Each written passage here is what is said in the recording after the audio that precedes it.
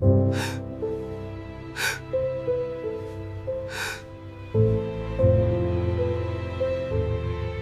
walked into our apartment, humming a tune I didn't even realize I knew. The door was slightly ajar. "Maya?"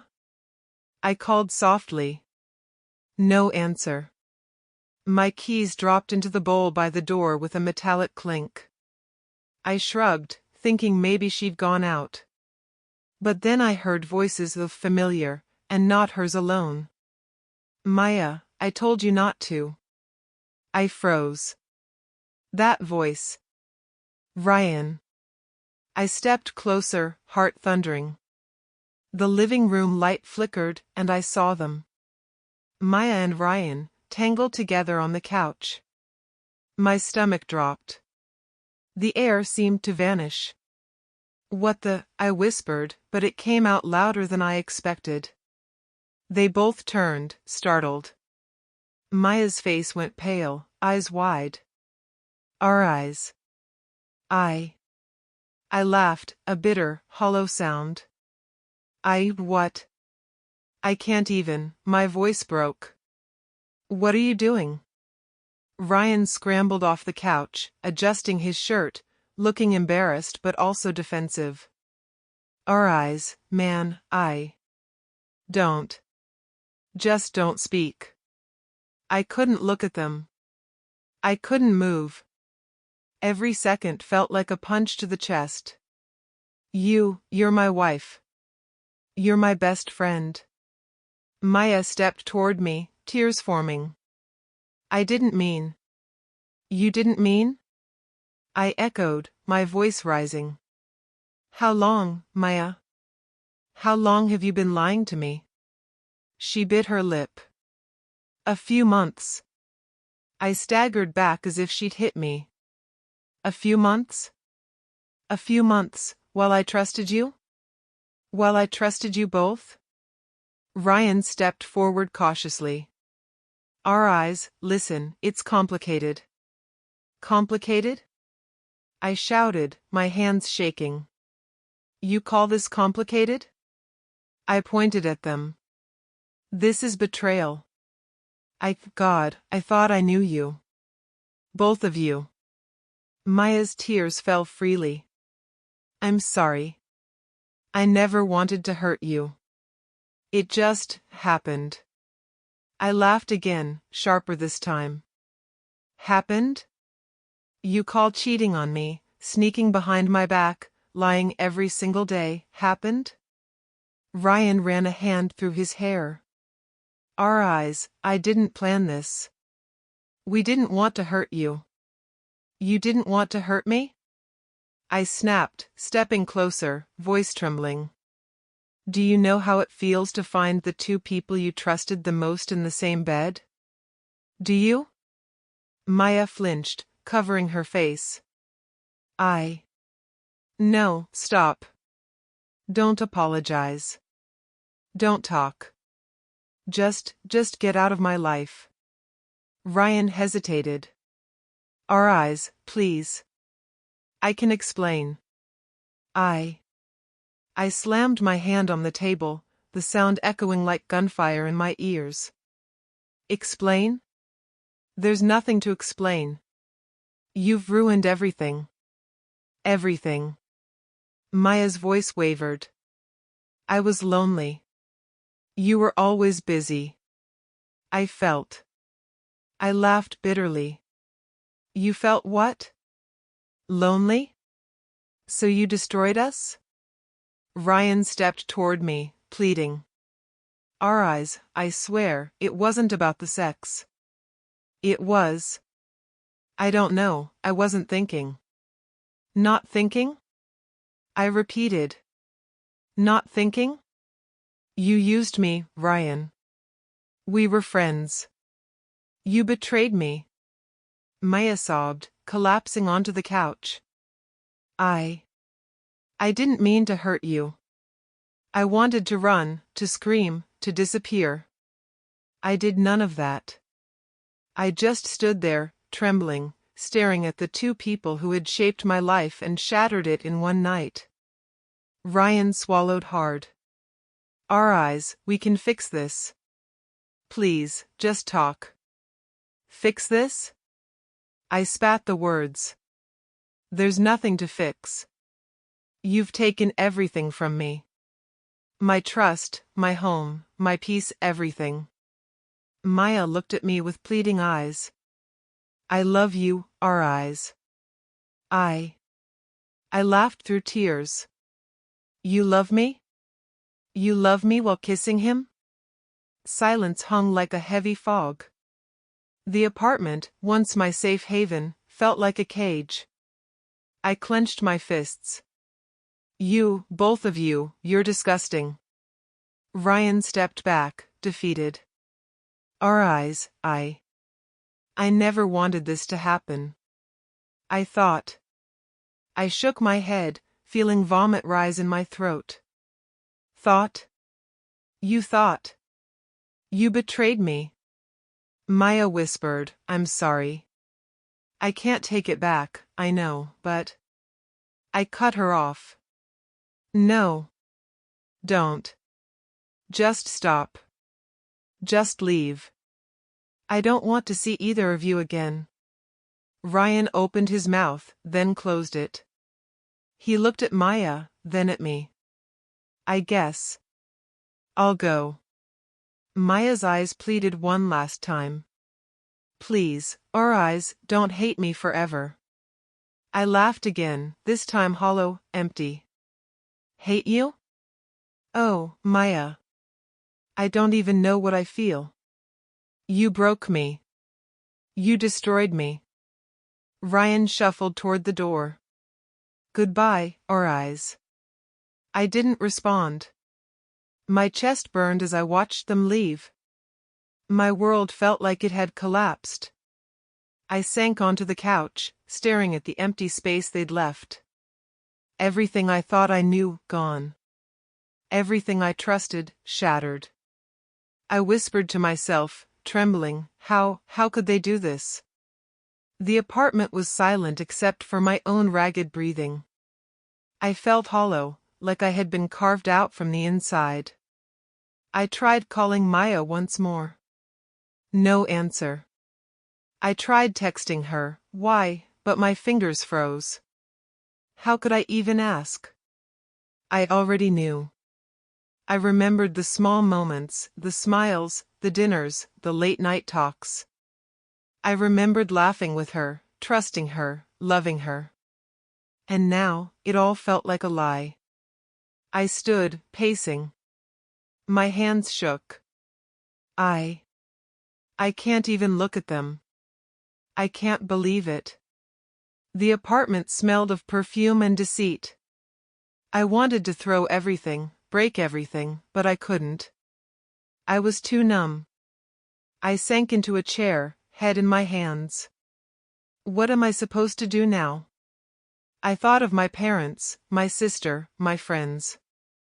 Who could I tell? Who would believe me? Or worse, who would pity me? I shook my head violently. No. I won't cry. I won't beg. I can't let them see me weak. I glanced at the couch where she'd been. Empty. Gone. And Ryan, my best friend, gone too. I whispered again, almost to myself, they think this will break me. They think I'll fall apart. They think, my voice caught. They think I'm nothing. I slammed my fist on the table, shaking with anger, pain, and betrayal. I'm not nothing. I won't be nothing. For the first time since walking in, I felt something solid inside me, not happiness, not peace, but a spark. Something raw and angry. Something that wanted answers. Something that wanted, maybe even revenge. I picked up my keys, my phone, my jacket. I didn't know where I was going. I didn't care. I just needed to get out, to escape the apartment, to escape the memory of what I had just seen. Outside, the cold night air hit me like a slap. I shivered, but it wasn't just the temperature. It was the weight of everything, the betrayal, the lies, the loss. I whispered into the dark street, "They think they broke me. They have no idea what's coming." And with that, I walked away from my apartment, from Maya, from Ryan, from the life I thought I knew, but I didn't know it yet. I just knew one thing: nothing would ever be the same again.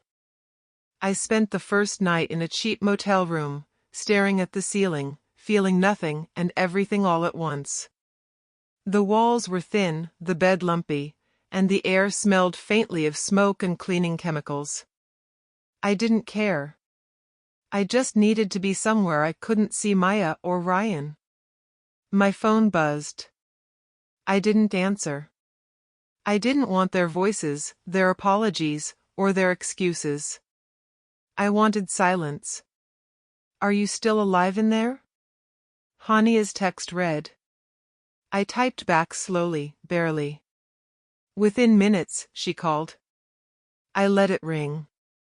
Then she rang again. I answered finally, voice hoarse. "What do you want, Hania?" "Do you want me to leave you alone?" she asked gently, though I could hear her worry. I laughed bitterly. "Leave me alone? After what just happened? You think I need to be alone? I can't breathe, Hania. I don't know how to be alive anymore." "Then let me help," she said softly. "I know you're hurting, and I know it feels like the world ended. But you don't have to do this alone." I trusted her, Hania. I trusted him. I gave them everything, and my voice cracked. "They destroyed me." Hania sighed. I know, our eyes. "And it's okay to feel broken. You don't have to be strong right now. You just have to survive one day at a time." I leaned back against the wall, staring blankly. Survive one day at a time. I don't even know how. You start by talking to someone. Me. I'll sit with you, even if you don't say anything. Just let me be there. I hesitated, swallowed, and finally said, "Okay. Maybe tomorrow." I can't move tonight. "Tomorrow, then. I'll come early. Don't lock yourself in, okay? I'm coming whether you like it or not." I didn't respond. I couldn't. My chest felt heavy, my eyes dry from all the crying I hadn't done yet. The next morning, there was a knock at the door. I wanted to ignore it. I wanted the world to leave me alone. But Hania's voice cut through the quiet. "Our eyes. Open up. I know you're in there." I groaned and shuffled to the door, opening it slightly. Hania stepped in immediately, arms full of takeout and a blanket. "You look like death warmed over," she said softly. "Sit. Eat something." "I'm not hungry," I muttered, collapsing onto the bed. "You have to eat," she insisted. She handed me a sandwich. "Even if you just take one bite." I stared at it. I can't." "You can," she said firmly. "Trust me. You can. You survived last night, didn't you?" I blinked. "Barely. I barely survived." "That's enough for now." "Just enough." I took a small bite, chewing slowly. Hania watched me like I was fragile porcelain. "Good. Small steps, or eyes. That's all you need." I closed my eyes. Small steps. Right. She sat beside me, silent at first. Then she whispered, "I don't blame you for hating them. I hate them too. But you can't stay in this room forever. The world is still out there, even if it feels like it's crushed you." I laughed weakly. Crushed is an understatement. My chest feels like it's filled with stones. Hania squeezed my shoulder. I know. I know. But you're stronger than you think. You'll get through this. One step, one day at a time. I shook my head. I don't even know who I am anymore. I can't look at anyone at all. You can start small. Even just with me. I nodded slowly. Okay, maybe small. Hours passed. We ate together in silence, and it felt bearable. For the first time, I felt a little less hollow. Later, Hania asked, "Do you want to talk about them?" I shook my head. Not yet. I can't. I'd just scream. You can scream if you want, she said softly. I'll sit here. I'll hold your hand if you need me to. I don't even know what to feel, I admitted, voice low. I'm angry. Hurt. Betrayed. And empty. All at once. Hania nodded. That's okay. That's normal. Just let it out. Don't hold it in. You're allowed to feel everything. I trusted them, Hania. I thought I knew love, friendship, everything. And now, it's all gone. I can't even breathe without feeling them there, laughing at me or mocking me. I feel so small. You're not small, she said, brushing my hair back. You just got knocked down. You'll get back up. I'll help you. I don't even know if I can, I whispered. It feels impossible. You can. I'll remind you every single day if I have to. I'll remind you that you're stronger than they ever thought you were. That their betrayal doesn't define you. I looked at her, feeling tears welling up. Hania. I'm scared. Scared I'll never trust anyone again. You will, she said, smiling gently. It'll take time. But you'll trust again. Maybe not her. Maybe not him. But someone else, someone who deserves you. And I'll be there to make sure you see that day. I sighed, closing my eyes. I hope so. I really hope so. Hania hugged me tightly. You will. For now, just rest. Tomorrow, we'll face another day. One small step at a time, remember? I'll try, I muttered. I don't know if I can, but I'll try. That night, I lay awake, staring at the ceiling. My thoughts kept going back to Maya and Ryan.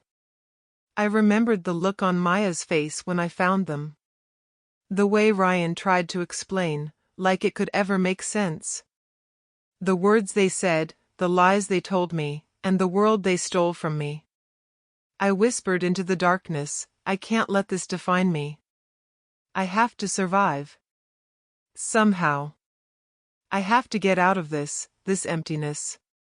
Hania's presence lingered in my mind, a small spark of warmth in the cold pit of my betrayal. I realized that for the first time since the night my world crumbled, I wasn't completely alone.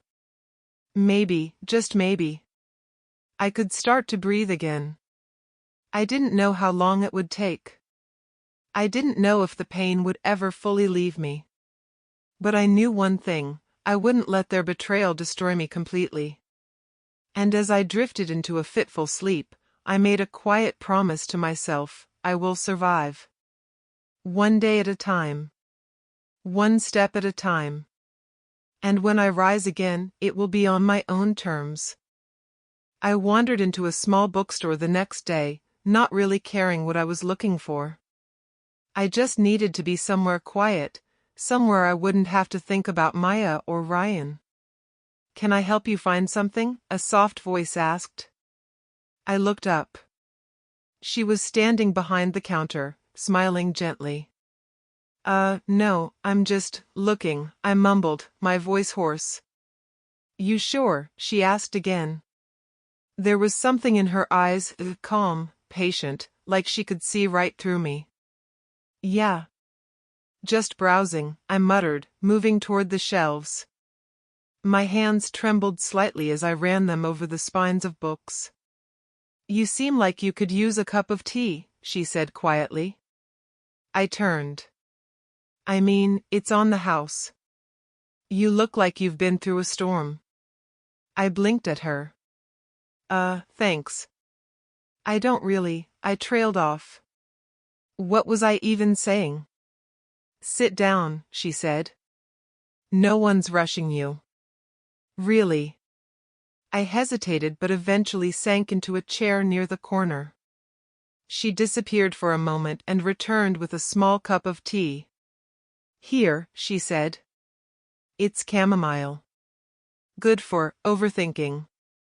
I laughed dryly. You're brave. Most people wouldn't approach a stranger who looks like he's about to fall apart. She smiled softly. I notice things. Some people hide it better than others. I stared at the cup. I'm not great at hiding. I can tell, she said gently. You look exhausted. Sleep deprived. Heartbroken, maybe?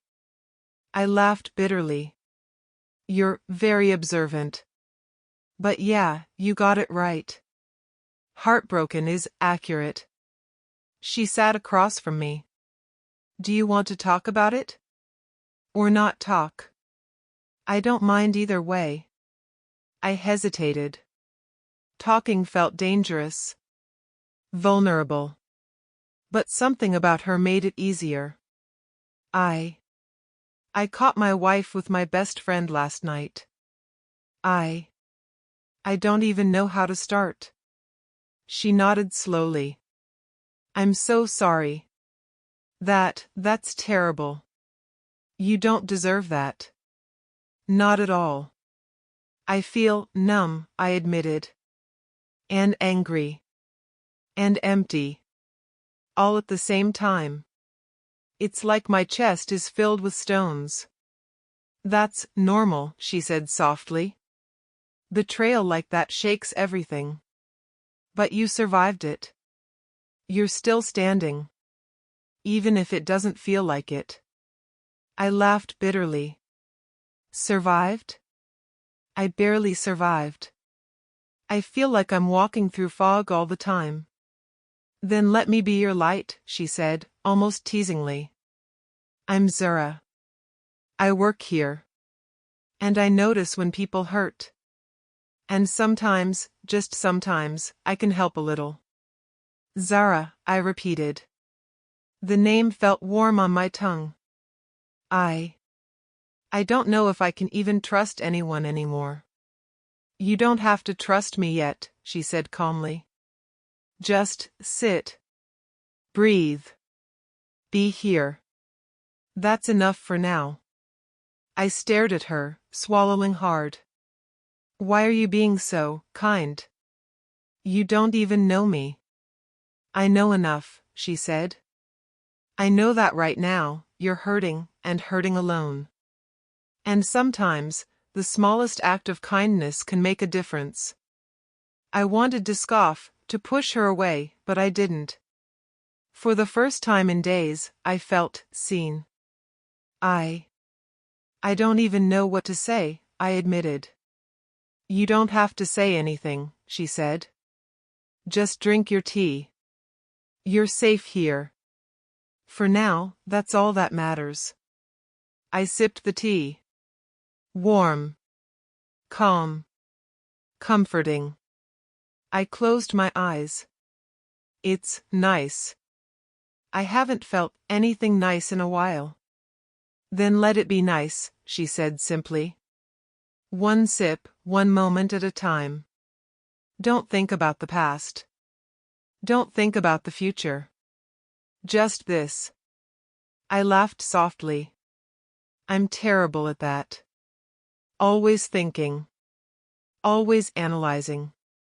Always feeling too much. Then practice, she said. Even one moment counts. And if you fail, you try again. I opened my eyes and looked at her. She was smiling, but not in a patronizing way. In a real, calm, grounding way. I think I might try, I admitted quietly. You will, she said confidently. Even if you don't believe it yet. And I'll be here. Every time you need a moment. Or 2. Or 10. I don't even know your story, I said. Why do you care about some broken stranger? She shrugged, leaning against the counter. Because I've been there. Not exactly, but close enough to know how heavy it feels. And if I can help even one person not drown in it, I do. Thank you, I said, voice barely above a whisper. I don't know how to even express it. You don't have to, she said. Sometimes, being silent together is enough. For the first time since the betrayal, I felt a spark of something. Not happiness. Not relief. Just a connection. Small, tentative, but real. I took another sip of tea, letting the warmth spread through my chest. It felt strange, comforting, like it was telling me I could survive this. That maybe, someday, I could move forward. You know, she said, leaning slightly closer, you can stay here as long as you need. Even if it's just to sit quietly and not talk. No judgments. No expectations. Just peace. I might do that, I admitted. I don't think I can handle anyone else right now. But, maybe here, my voice faltered. Maybe here I can breathe. Good, she said. Start with breathing. 1 inhale, 1 exhale. And if anyone tries to hurt you again, well, I'll make sure they don't find you here. I chuckled softly. You'd really do that? She winked. You think I'd let anyone harm a person who just survived hell? No way. I stared at her, feeling a warmth that had nothing to do with the tea. I don't know what to say. You're different. Not like anyone I've met. Good different, she said with a small smile. Not the kind that betrays you or leaves you broken. The kind that sits with you when you can't hold yourself together. I swallowed, trying to form words. I think I need more of this. Even if I don't say it right. Even if I can't trust yet. I need someone here. Then I'm here, she said softly. I'll be here every day if you want. Even if it's just to drink tea and breathe. I nodded slowly, feeling the tension in my shoulders ease just a fraction. It wasn't much, but it was enough for now. For the first time in days, I felt like I wasn't completely alone. Maybe there was a chance I could start putting myself back together. I whispered, almost to myself, thank you, Zara. For noticing. For just noticing me. She smiled. You're welcome. And remember, even if the world betrayed you, someone sees you. And I'm not going anywhere. And for the first time, I believed her. I had stopped wandering aimlessly. Small steps. Zara had taught me that, just breathing, just existing without collapsing. I wasn't healed, but I was beginning to notice I could survive. You've been coming here every day, Zara said softly one afternoon as I picked up a book. You don't have to, you know. I like it here, I admitted, running my hand over a worn spine. It's quiet. People don't judge. You don't ask too many questions. She smiled. Good. That's the point. Just be here, for now. I looked at her. I still think about them, every day. Maya. Ryan. I keep imagining what they're doing. And sometimes, I feel a little satisfaction knowing they're miserable. Zara raised an eyebrow. Satisfaction? I mean, they ruined me, and now I see, maybe the universe has a way of balancing things, I said, voice low. I don't want to plot revenge, but I think karma is already happening. She nodded. It doesn't feel good to wait for it, but you can't control it anyway. Focus on yourself instead. Let them fall on their own. I sighed. I try. But it's difficult. Every time I remember them together, laughing, lying. I want to scream. You can scream, she said calmly. I won't judge. But don't let them steal your future with your own hands. You're better than that. I stared at her. You're serious? Most people would say, go get him. Make her pay. I'm serious, she said. That's not healing. That's just more chains. Let them unravel naturally. Focus on your growth. I nodded slowly, thinking about my empty apartment, my shattered trust. I don't even know how to start rebuilding myself. I feel so small. Small, she asked. You survived betrayal. You got up today. You're breathing. That's not small. I guess, I muttered. But I want more. I want control again. Over myself. My life. My decisions. That's the first step, she said. Start with small victories. Go for a run. Get up on time. Eat something real. Work on your goals. I've been avoiding work, I admitted. Every email, every call, it all feels meaningless. Like I'm pretending to exist. You're not pretending, she said softly. You just lost your footing. Take tiny steps. Finish one task at a time. Then another. You'll feel the shift. Slowly. Her calmness, it settled me. I think. I want to try. Even if it's just a little. I don't want to waste more days feeling dead inside. Good, she said with a smile. Because the more you build yourself, the less power they have. And karma will do the rest. I nodded, sipping the tea she had brought. I want that. I want to feel alive again. And I want them to see me thriving. Not broken. She leaned forward slightly. Then do it. Don't wait for anyone else. Don't wait for revenge.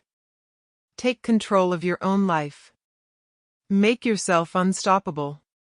I let her words sink in. Unstoppable. I like the sound of that. I think, maybe I can be. Of course, you can, she said. You survived hell. You're stronger than they ever imagined.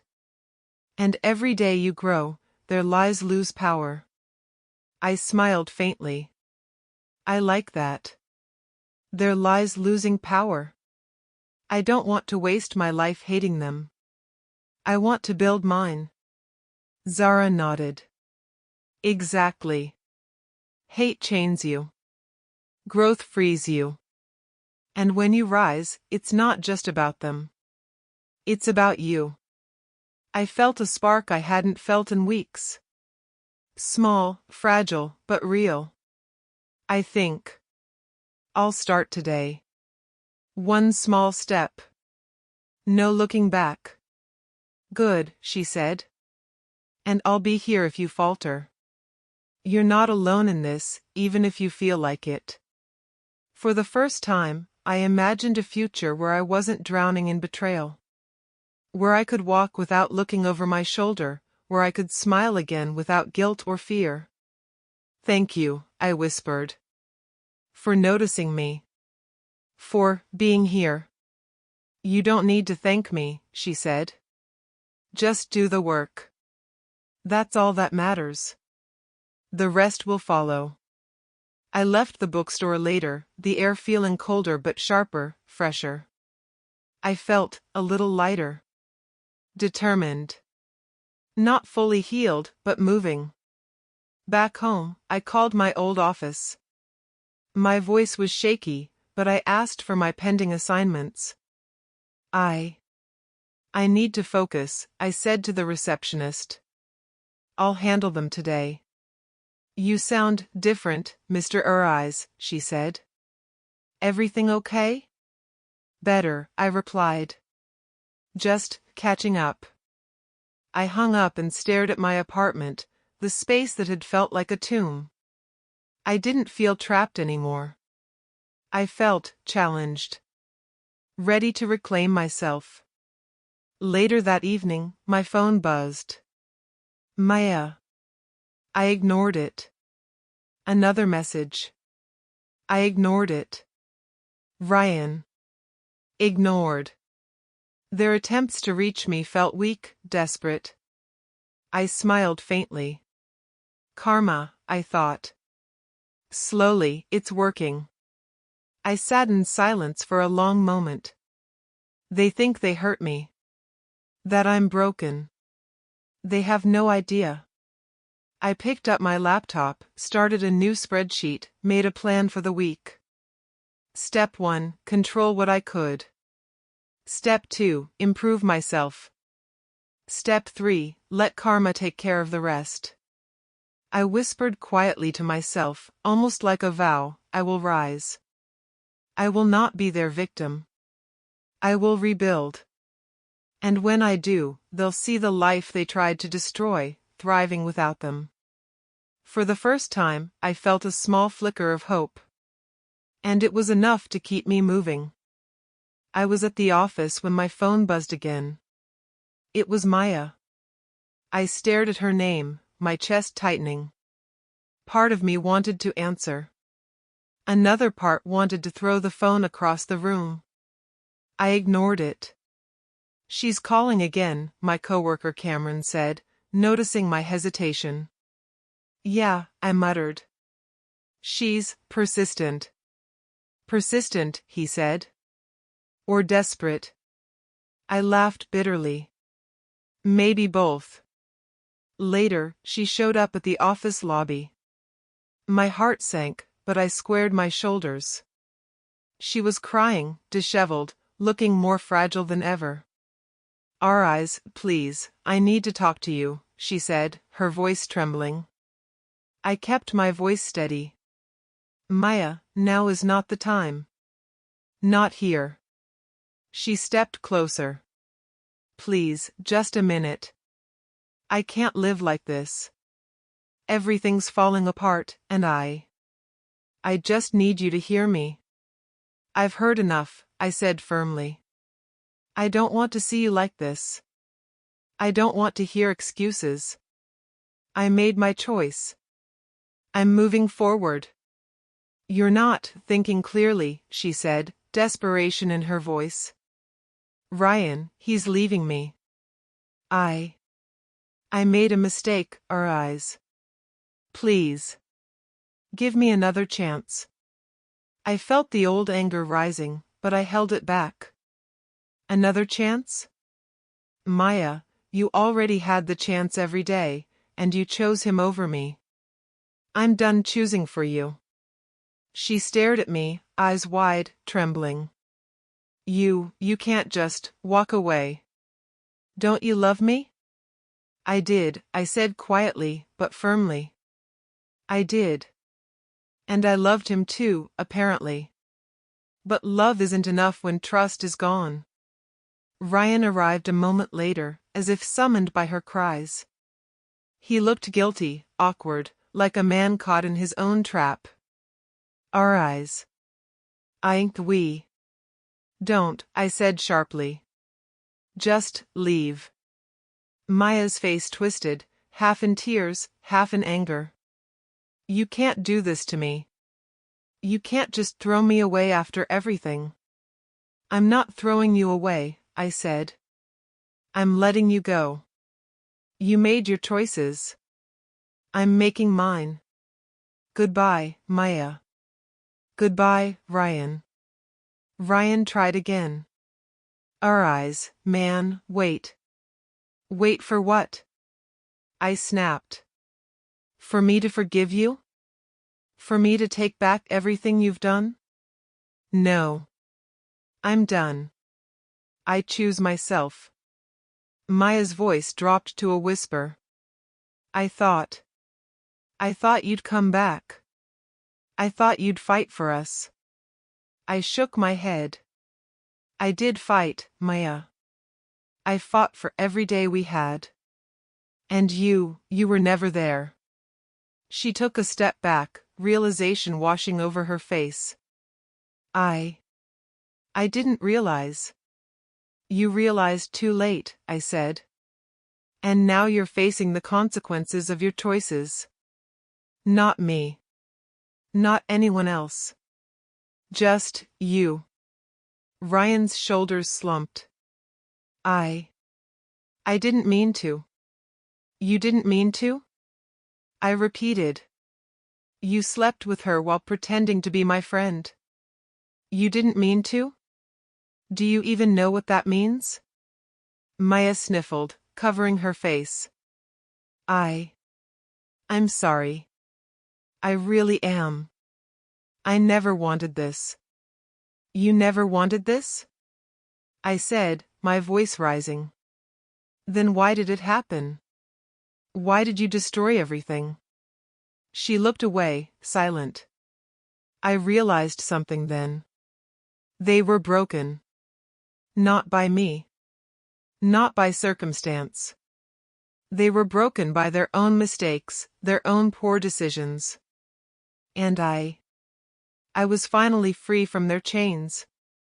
I exhaled, feeling the weight in my chest lift slightly. I forgive you, I said quietly, not because you deserve it, but because I don't need to carry this anger anymore. Maya's eyes widened. You forgive me? Yes, I said. But don't mistake forgiveness for reconciliation. My life doesn't include you or him anymore. Ryan looked at me, shame written all over his face. Our eyes. I don't even know what to say. Say nothing, I said firmly. Just live with your mistakes. I turned and walked away, my steps steady, my heart lighter. For the first time in weeks, I felt a sense of control. A sense of direction. A sense that I could actually move forward. Later that evening, Zara texted me. Coffee tomorrow? I smiled at her message. I realized then that the past, with all its pain, couldn't touch me if I refused. I replied, yes. Tomorrow. I'll be there. That night, I looked in the mirror. The man staring back at me looked tired but resolute. I didn't see the broken eyes who had collapsed in betrayal. I saw someone who could rise, someone who could reclaim his life. I whispered to my reflection, this is the turning point. From now on, it's my life. My rules. My choices. And nothing, no one, can take that away from me. For the first time, I felt it. Strength. Not physical, not superficial. Real strength. The kind that doesn't come from anger or revenge, but from knowing who you are and what you won't let anyone do to you again. I thought about Maya and Ryan, alone in their self-created chaos. I didn't feel hatred. I didn't feel revenge. I felt relief. Freedom. I walked to my window, looking out at the city lights. They thought they could break me, I whispered. They were wrong. And now, they're going to watch me live. Really live. I sat back in my chair, the apartment feeling lighter, calmer. The anger had faded, replaced with a new clarity. I could see my path ahead. I could see my future, and it wasn't haunted by them. It was mine. And for the first time, I was ready to embrace it. I arrived at the bookstore the next morning, the crisp air outside clearing my head a little. I wasn't fully healed, far from it, but the weight on my chest felt lighter than the night before. Morning, our eyes, Zara greeted, her smile warm and easy. Coffee? Yes, please, I said, letting myself settle into the familiar corner chair. She placed a steaming cup in front of me. So, how are you feeling today? I shrugged. Better. I think. It's strange. I feel like I'm myself again, but a different version. Stronger, maybe. Wiser, hopefully. You're definitely stronger, she said. And wiser comes with time. Don't rush that part. I ran a hand through my hair. I keep thinking about Maya and Ryan. About how they reacted yesterday. I don't feel the rage I thought I would, just sad for them, maybe. Zara tilted her head. That's good. It means you're moving on. You're not their prisoner anymore. I want to believe that, I admitted. Some days, it's easy. Other days, the memories hit like a freight train. I think about walking in and seeing them together, the betrayal, the lies, my voice faltered. She reached across the table, lightly touching my hand. And it's okay to feel that. Don't suppress it. Acknowledge it, then let it go. I swallowed hard. I think. I'm finally starting to. The anger is fading. The hurt still lingers, but I can breathe without it crushing me. Good, she said softly. That's the first step to real healing. And you're not alone in this. I looked at her, noticing the way her eyes held a steady calm I hadn't seen in anyone else lately. You really care, don't you? I care about people who need it, she said simply. That's all. No strings.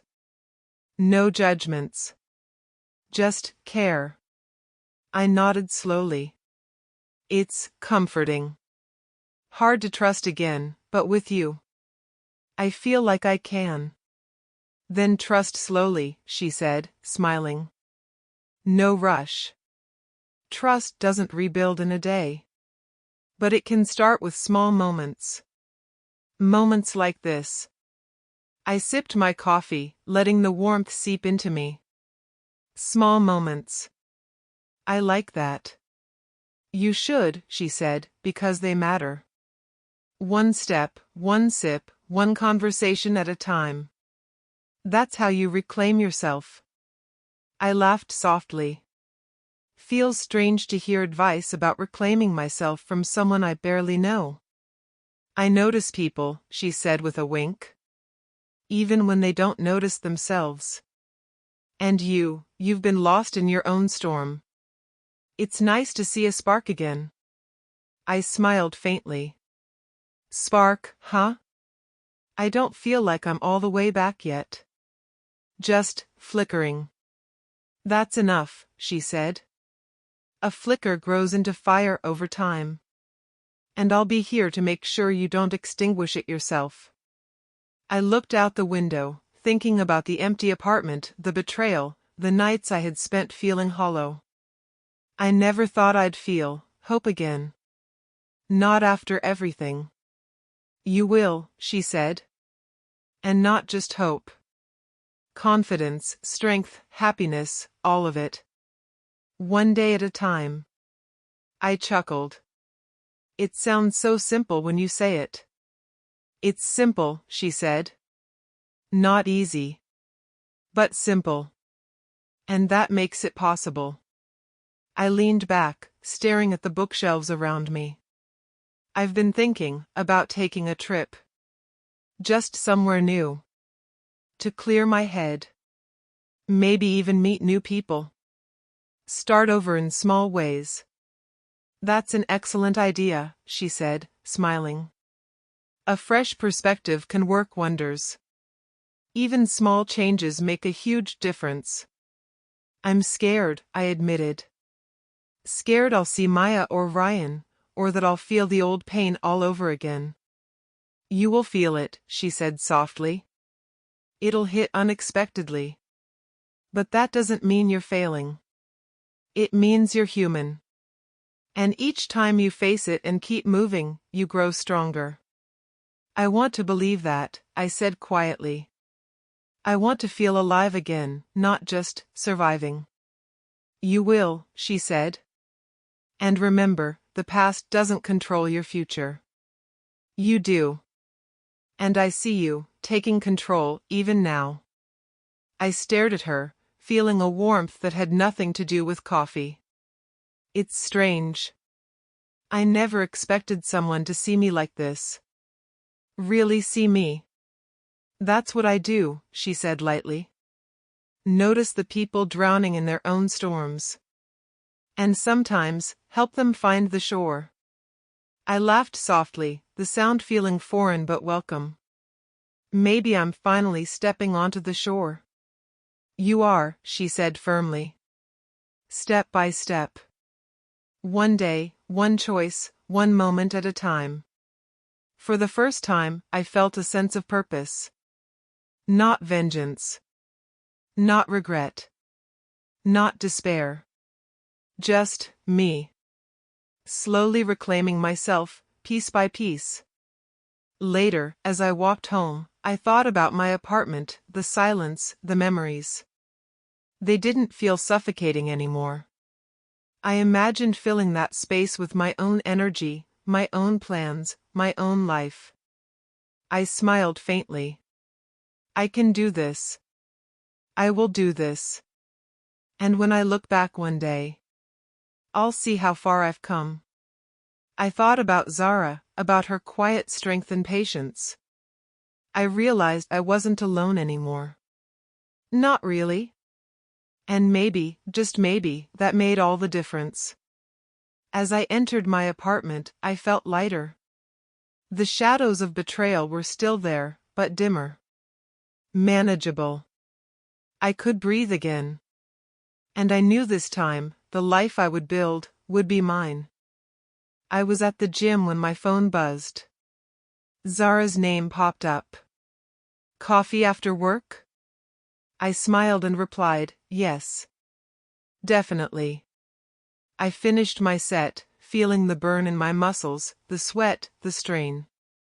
It felt good, like reclaiming something I'd lost. Something beyond betrayal and heartbreak. Something that belonged to me. After my shower, I headed to the bookstore.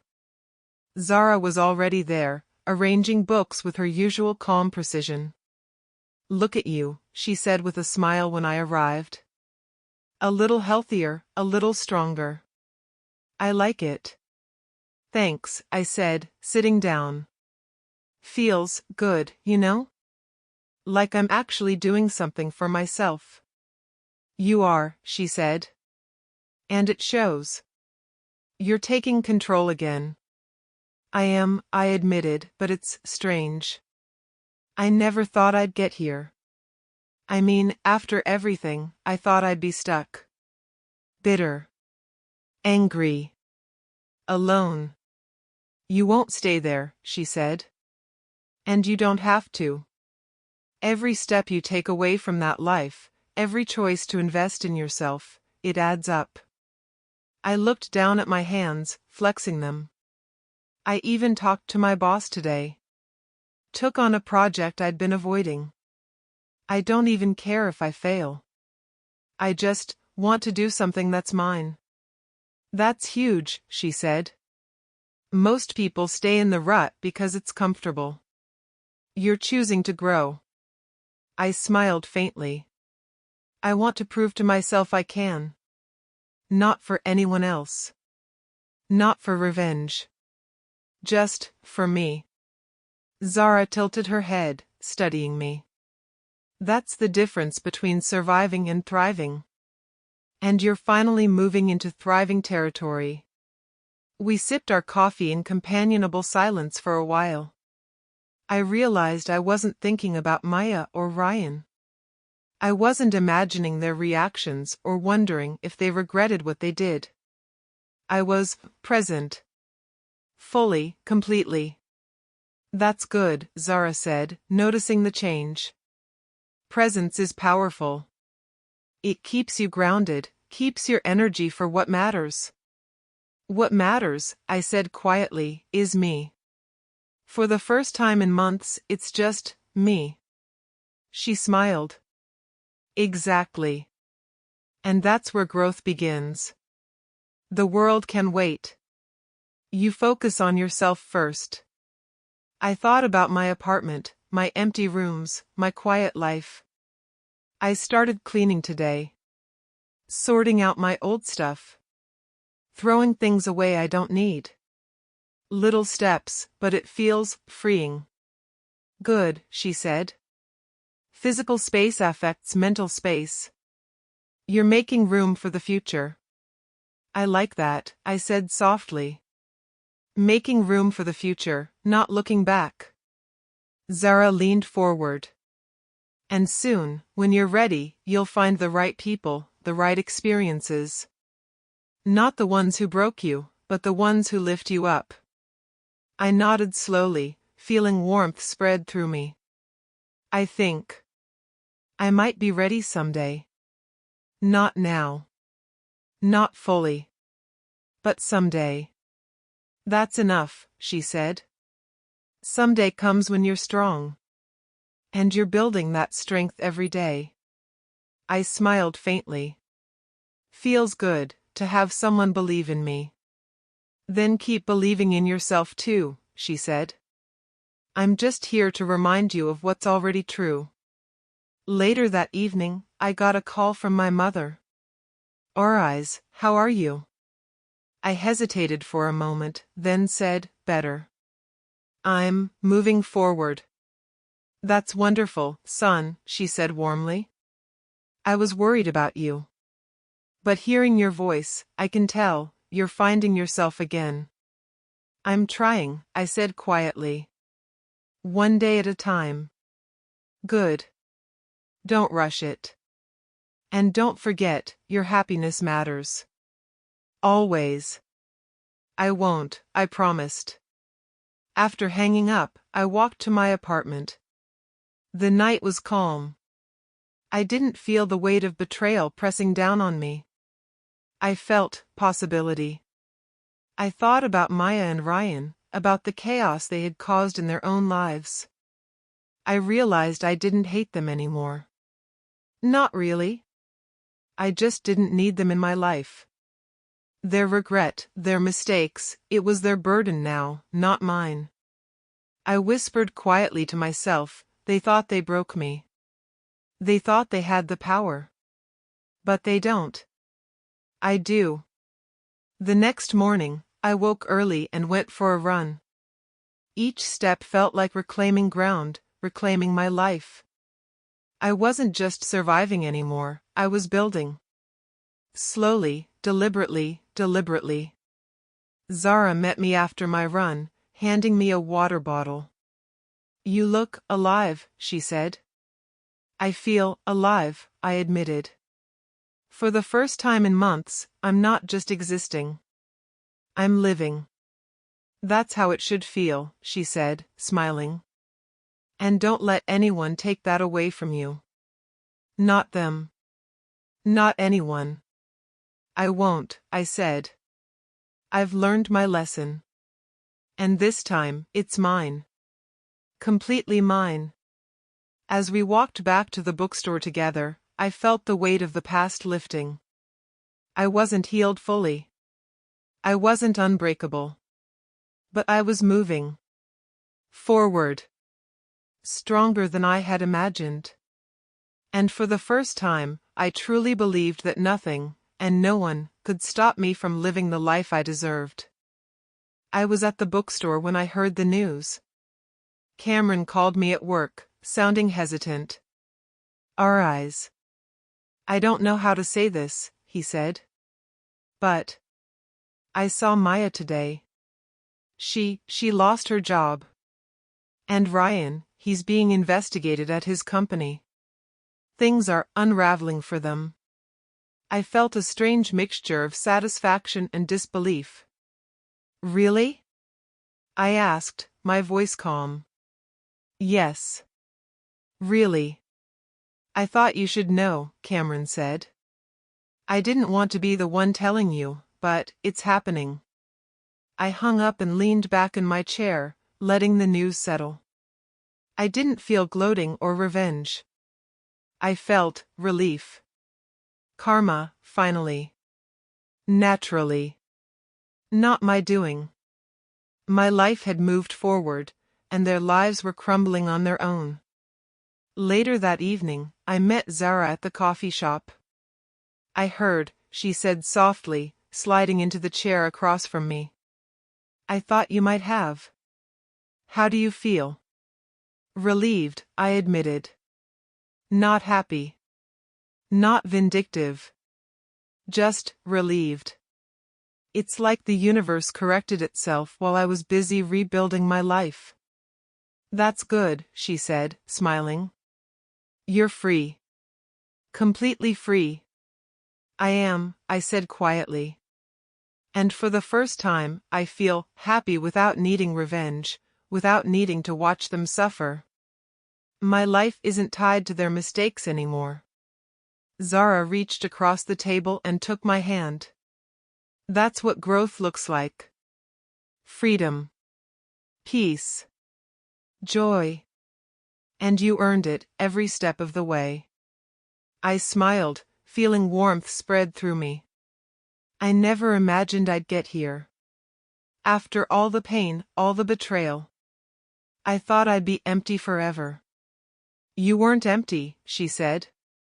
You were waiting for someone to remind you of your own strength. And now you see it for yourself. I looked out the window, thinking about Maya and Ryan, about how fragile their lives had become while I steadily built my own. It's strange, I said softly. I don't feel satisfaction at their downfall. I feel peace. And maybe that's better. Much better, she said. Happiness from revenge fades fast. Happiness from growth lasts.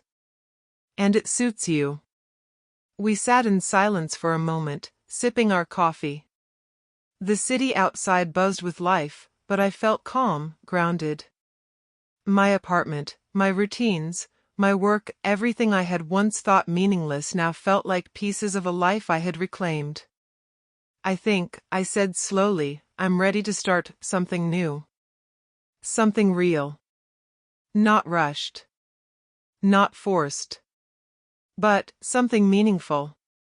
Zara's eyes softened. You mean us? I swallowed, feeling my heart beat faster. Maybe. I trust you. And I feel safe with you. More than I've felt with anyone in a long time. She smiled, squeezing my hand. I feel the same, our eyes. And we can take it slow. No pressure. Just two people building something together. I nodded, feeling a warmth I hadn't known for months. I like that. Slow. Real. Honest. That's how it should be, she said. And you deserve it. You've rebuilt yourself from the ashes. You've grown stronger, wiser. You can have this. I laughed softly. From ashes to this. Never thought I'd get here. You did, she said. You just didn't see it until now. I thought about Maya and Ryan again, about how their lives had crumbled while mine had flourished. And I realized. I didn't need them. Not their apologies. Not their recognition. Not their presence. I was free. I whispered quietly to myself, almost as a vow, I will live my life on my terms. I will be happy. I will love freely. And I will never let anyone break me again. Zara squeezed my hand again. You know, you can finally let go completely. Not just of them, but of the pain they caused. And your heart, it's ready to move forward.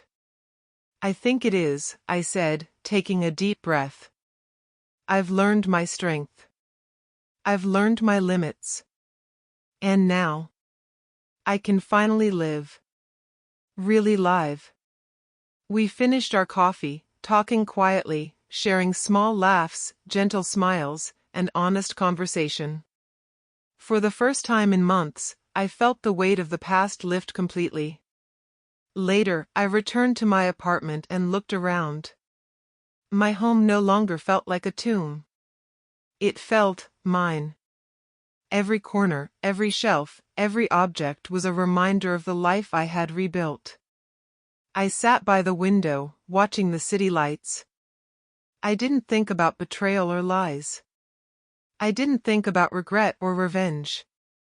I thought about the future, about growth, about the person I had become. And I smiled. Because for the first time, truly, I was free. Free from them. Free from the pain. Free to live, to love, to be myself. And as I whispered into the night, I realized something profound. Karma had done its work. But it wasn't what healed me. What healed me was me.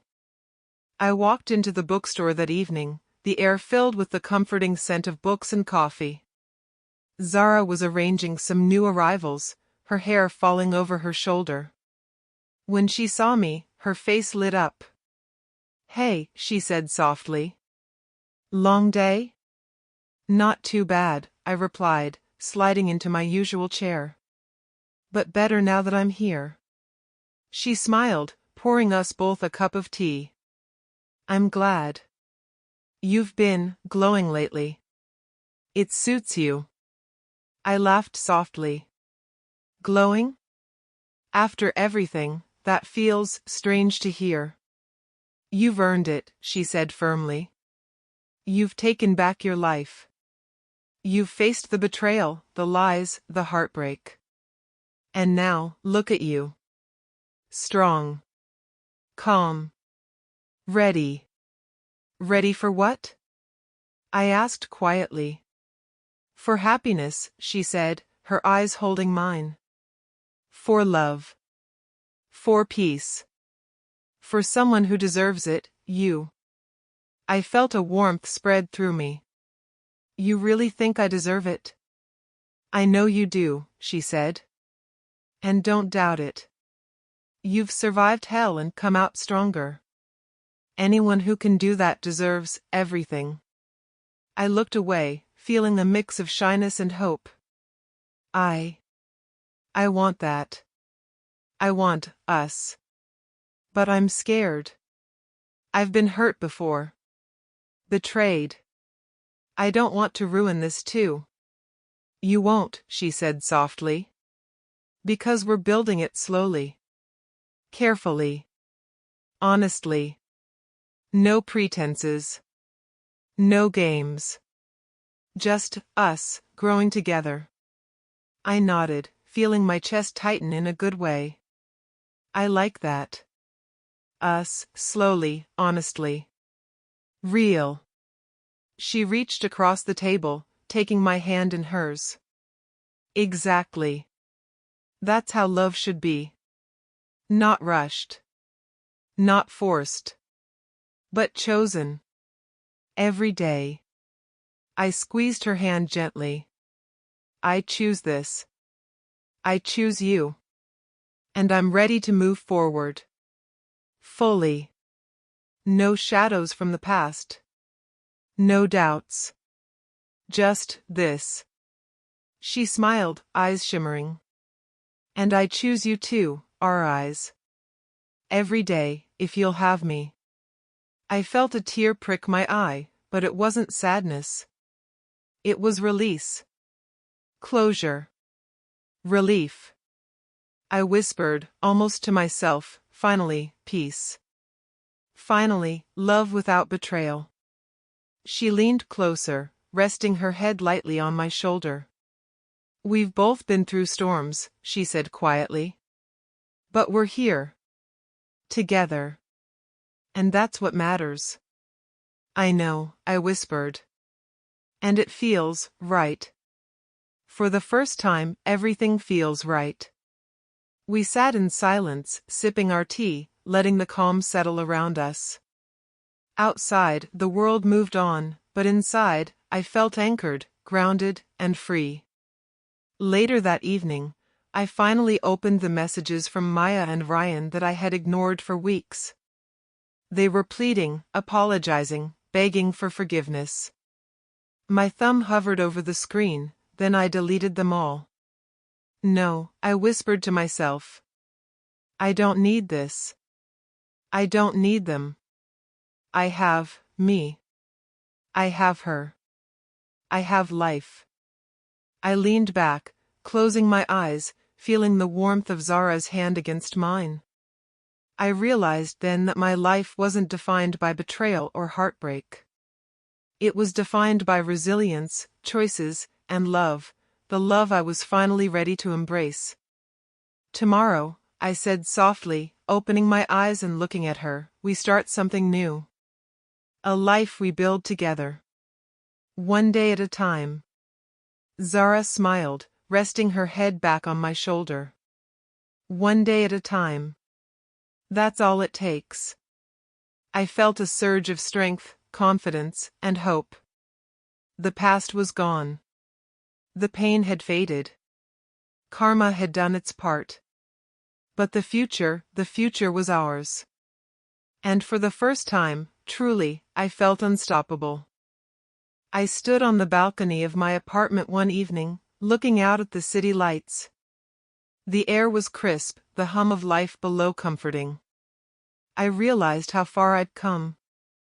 Zara stepped beside me, her hand brushing against mine. You look different, she said softly. At peace. I am, I admitted, turning to her. I never thought I'd get here. Not after everything. Not after the betrayal, the heartbreak, the lies. You survived all of it, she said gently.